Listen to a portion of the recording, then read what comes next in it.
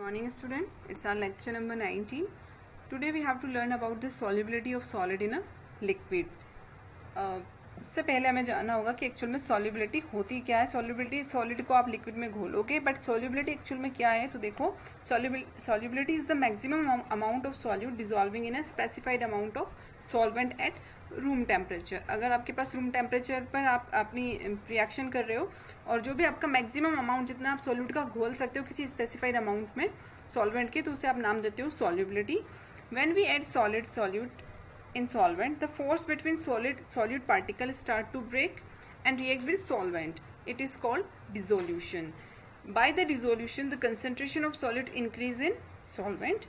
The interaction between solute and solvent particle is called crystallization. यहाँ पर solubility इन्होंने हमें समझा दी. उसके बाद बता रहे हैं कि solubility भी दो फेज में कंप्लीट होती है. पहला फेज है dissolution, जिसमें होता क्या है कि आप जो भी solute डालते हो solvent के अंदर, सबसे पहले solute के particles के बीच में जो bond था वो ब्रेक होना स्टार्ट होता है और उस प्रोसेस को हम नाम देते हैं डिसोल्यूशन. और डिसोल्यूशन से ज़्यादा अमाउंट जो कंसंट्रेशन है सॉल्यूट की वो हमारे पर्टिकुलर सॉल्वेंट पे बढ़ना स्टार्ट हो जाती है. उसके बाद सेकंड स्टेप होता है हमारा interaction between solute particles and solvent, जिसे हम नाम देते हैं क्रिस्टलाइजेशन. तो ये दोनों प्रोसेस स्टार्ट होती है और हमारी सॉल्युबिलिटी कंप्लीट होती है.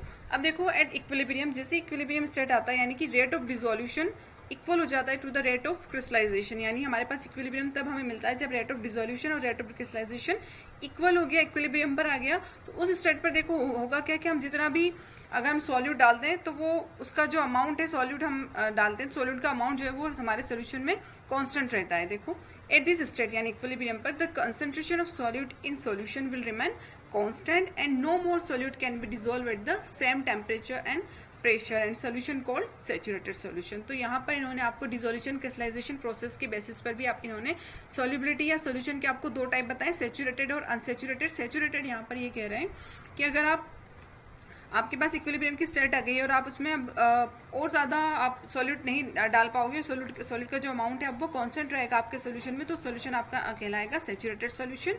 बिफोर इक्विलिब्रियम, जब आपका इक्विलिब्रियम नहीं आया या इक्विलिब्रियम गुजर चुका है आपका, you can add more solute of same temperature and solution called unsaturated solution. अब आप और ज्यादा सॉल्यूट के पार्टिकल्स ऐड कर रहे हो, आपका इक्विलिब्रियम नहीं आया है या इक्विलिब्रियम निकल चुका है, आप सॉल्यूट पार्टिकल ऐड कर रहे हो और उसी टेम्परेचर और प्रेशर पर, तो आपका जो सोल्यूशन है वो अनसैचुरेटेड सोल्यूशन कहलाएगा. यानी आप उसमें मोर सॉल्यूट अभी और ऐड कर सकते हो. उसके बाद हम देखेंगे factor affecting solubility of solid in liquid. अब सॉलिड जब लिक्विड में हम डिसॉल्व करते हैं सॉलिड को, तो कौन कौन से फैक्टर्स हैं जो उसे अफेक्ट करते हैं. सबसे पहला फैक्टर है नेचर ऑफ सब्सटेंस. सब्सटेंस यहाँ पर सॉल्यूट के सब्सटेंस भी हो सकते हैं और सॉल्वेंट के सब्सटेंस भी हो सकते हैं. देखो, लाइक डिसॉल्व लाइक, यानी कि इस लाइन से हमें ऑब्जर्व होता है कि the polar solute dissolve in polar solvent and non polar solute dissolve in non polar solvent. Therefore polar यानी कि जिन्हें हम आयोनिक भी कहते हैं, polar molecule like sugar and NaCl dissolve in polar solvent water, while non-polar molecule like naphthalene here and anthracene dissolve in non-polar solvent like benzene, carbon disulfide and carbon tetrachloride.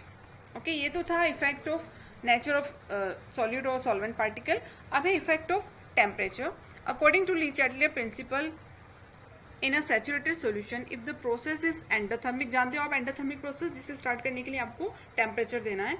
देखो, temperature का effect क्या होगा endothermic reaction में, हम खुद अंदाजा लगा सकते हैं कि जिस एंडोथर्मिक रिएक्शन है जितना ज्यादा आप टेम्परेचर दोगे आपकी रिएक्शन उतनी ही तेजी से होगी.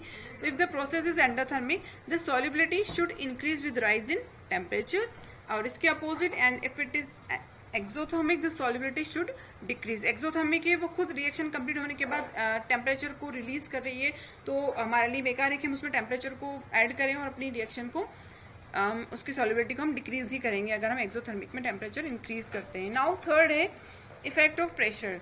अब सॉल्यूट की सॉल्युबिलिटी पर प्रेशर का क्या इफेक्ट होता है. Pressure does not have any significant effect on solubility of solid in liquid because solids and liquids are highly incompressible and practically remain unaffected by change in pressure. Obviously पहले से compress होकर बने हुए होते हैं आपके सॉलिड और liquid है, आप उन पर और प्रेशर नहीं लगा पाओगे. तो प्रैक्टिकली हम अगर प्रेशर बढ़ाते हैं सॉलिड की सॉल्युबिलिटी पर तो ज़्यादा हमें कोई इफेक्ट देखने को नहीं मिलता है.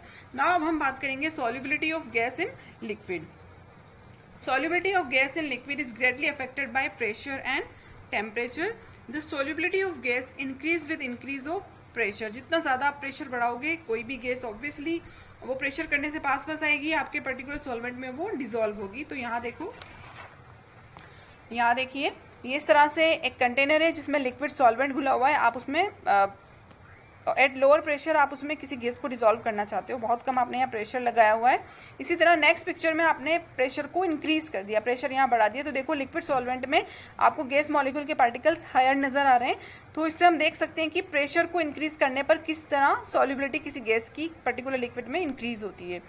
आगे चलेंगे, एक लॉ है हेनरीज लॉ, जो कि बहुत अच्छे से एक्सप्लेन करता है गैसेस की सॉल्युबिलिटी को किसी भी लिक्विड में।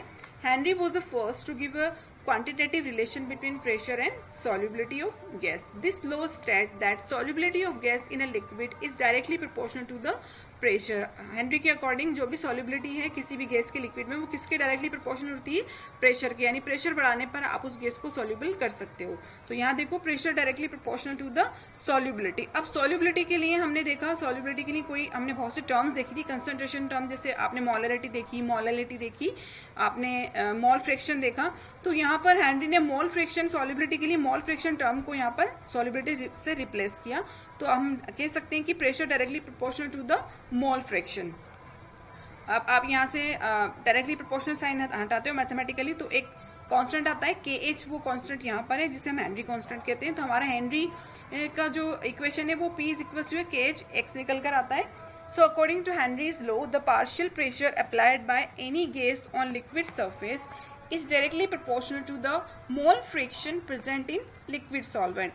P हम यहाँ पर देख सकते हैं इक्वेशन को, P is equal to KH X यहाँ पर मोल फ्रैक्शन ऑफ गैस है इन लिक्विड, KH यहाँ पर हेनरी कांस्टेंट है और P यहाँ पर पार्शियल प्रेशर है। अब हम बात करें पार्शियल प्रेशर की, तो पार्शियल प्रेशर यानी कि उस गैस का हर एक जो भी आपका हर एक मॉलिक्यूल है उस गैस का, सबका अलग अलग जो प्रेशर है वो पार्शियल प्रेशर कहलाएगा।